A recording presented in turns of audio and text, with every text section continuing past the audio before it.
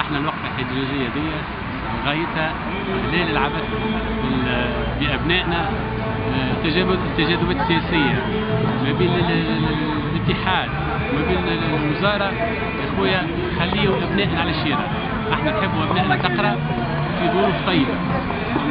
احنا لا مع النقابة ولا مع الوزارة، احنا نحبوا أولادنا تقرأ على رواحها، ما نحبوش يعبوا أولادنا ويحطوهم معناها في تجاذبات ويحطوهم كي الكبش في يديه. اولادنا ما نحبهمش كبش في يديه، عباد قاعده معناها تحب تتعلم وتحب تقرا، فما اساتذه معناها شرفاء يحبوا يقريوا، لكن معناها فما هناك تجاذبات خليتهم معناها كل واحد يجبد من شيرته، فهمت؟ قعدوا ما بين بربي خليوا العباد تقرا، خليوا الطلبه تقرا، فك علينا من الاضرابات. وكان عندكم حاجه يا خويا خليوا خرجوا الابناء وخرجوا اطفالنا للتجاذبات هذه. جيت وشرف الجبل لاني حسيت انه النقابه والاتحاد العام التونسي بالشغل انزلق بالوظيفه المعهوده به. يعني تعيين الوزراء او عزلهم ماهيش من وظيفه النقابات. وإذا كان السيد يوسف الشاهد مش يستجيب لهذا الطلب، نعتبر كارثة خطيرة وسابقة خطيرة في تاريخ تونس، ونعتبر نصف لما تبقى من أنقاذ هذا البلاد هذه.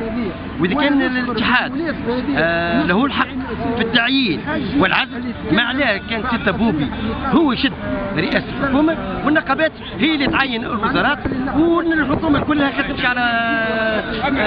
تمشي على روحها. احنا اليوم ما وصلناش مرحلة تقييم الوزير، ما وصلناش مرحلة تقييم الوزير. احنا لنا نستهدف الوزير ماهوش بناء على أدائه، مهما يكون الأداء بتاعه. أنا نعتبر وأنه مطلب الإقالة جاء من غير أهله، لذلك سنتصدى لهذه المطلب. أنا أحفادي ولادي نشكوا النظام القديم، خمم في أحفادي اللي تو قاعدين في الشارع يعاوشوا إضراب كامل من معلمين الأساتذة باحترام الأسر اللي أنتمي إليه. ربما ثم ناس ساكنة القسم، أنا حسب رأيي هي عام ضئيل جدا في متحقق. يعني والإنسان اللي يهزم يحكي له ما تحطش عليه 100 طرنات. واحد لازم ياخذ حساب الموجود. ثم أيادي مندسة في الاتحاد قاعدة تحرك فيها، قاعدة يعني أشياء غريبة، إضرابات متواصلة ما يشرفش. تلامذتنا أولادنا أحفادي أنا ما قراو شيء، خلينا نحسوا الشر. ولذا رجائي ثم رجاء للاتحاد باش يراجع مواقفه ويطلق سبيل الراجل اللي ولا يحبوا يخرجوها باش يجلوا لنا الخير. بصراحة ما فهمتش علاش إذا كان ينحوا الجنة ونحاو تاع الصحة باش يولي ينحوا مدير المدرسة ونحاو رئيس المصلحة، ولات هي الحكومة ما يجيش كل حاجة. وكان يقوم تو حبيب عاشور عمره ما نحاو زيد، مستحيل. وكان يقوم حبيب عاشور توا يغلب على الشيء هذا يا رسول الله، الله يرحم. كان اشياء حقا ما يشعر يقوم الاتحاد يخدموا قلب على العاطفه ويخلونا الناس تفكر على ارواحها عام كامل شاسه به. هذا هو.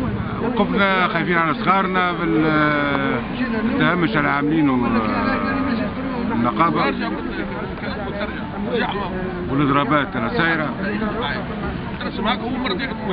ما هوش معقول بكل حكايه. عام تعدى معناها التلميذ ما عادش يفكر لا في دروسه، قاعد يفكر كان 200 استاذ و200 مش يقرب، 200 مش يقرب.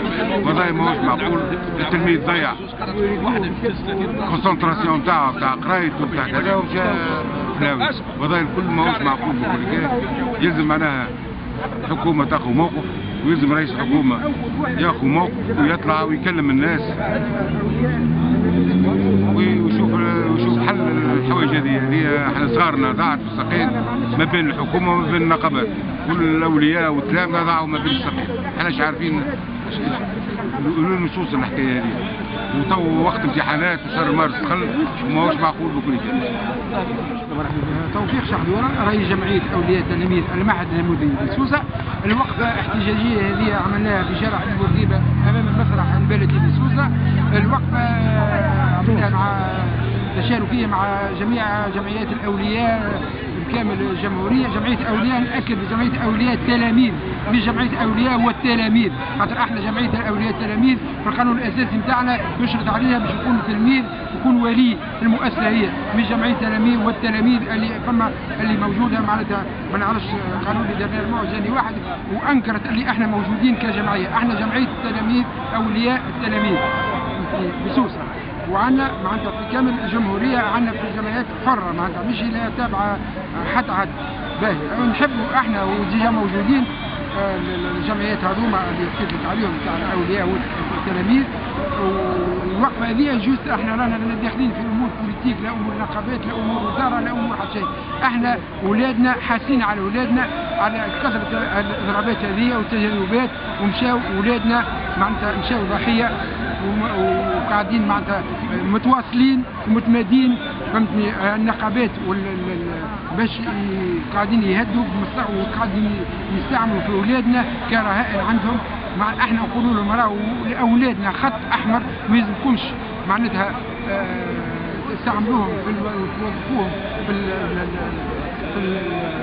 في التذبذبات نتاعكم، وماذا بينا ويهديكم. ورانا احنا كل عائلاتنا رانا بالنسبه اولياء التلاميذ رانا اشترنا في وزاره التربيه واشترهم في اشترهم اساتذه واشترهم معلمين راهو احنا كونتر راهم هما بيدهم معناتها مش عاجبهم الوضعيه هذه خاطر يحسوا على الصغار. شكون اللي ما يحسش على التلميذ اللي ما عندوش كبده؟ ومالوريزمون فما عباد اللي قاعدين هذوما ساعدوا كذا ما عندهمش كباد خاطر ما عندهمش يعرفوش معناتها صغيرك معناتها تحس عليه وصغيرك تحرموا نهار ماشي يعدي في دوار السنتين فهمتني يمشي باش يعدي دوار يقولوا فما اضراب، بعدين نمشي نلقاه يقري في الاتود العشيه يعمل اضراب الصباح والعشيه يمشي يقري الاتود هذا وتقول له وين الضمير؟ بعد نزيد ناكد راهي بعد اقليه مش العباد الكل اقليه معناتها واحد معناتها بنفضلكم ويهديكم مراعيوا التلميذ وراعيوا معناتها اولادنا اللي احنا متقلقين عليهم ورانا باش نواصلوا راهو غدوه باش نعملوا وقفه وعندنا نهار 5 وقفه. والاولياء اللي معناتها يحسوا على صغارهم ماذا بينا الكل يجي ويساندونا معناتها لنا مع الوزير لنا كونتر النقابه. احنا كنتوا تكونوا شوفوا حل لروحكم شوفوا معناتها خاطر التلميذ توا راهو معناتها هو اللي باش يضر